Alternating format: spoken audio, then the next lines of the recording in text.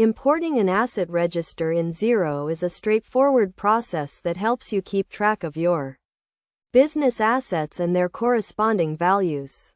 To start, ensure you have a Xero account and a CSV file containing your asset register data.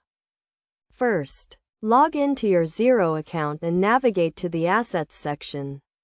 Click on the Import Assets button and select the CSV file containing your asset register data. The CSV file should include columns for asset name, asset type, purchase date, purchase price, and current value. Next, map the columns in your CSV file to the corresponding fields in Xero. This is an important step as it ensures that your data is imported correctly. Xero provides a sample CSV file that you can use as a template to ensure your data is formatted correctly.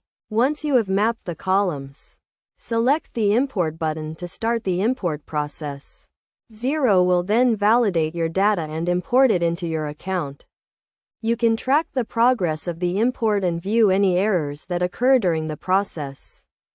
After the import is complete, review your asset register to ensure that all data has been imported correctly. You can edit any errors or discrepancies directly in Xero.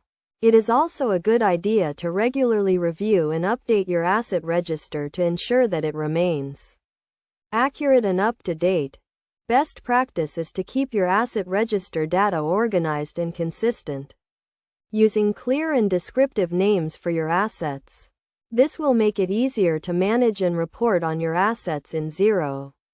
Additionally, consider setting up asset accounts and tracking categories to further categorize and analyze your assets.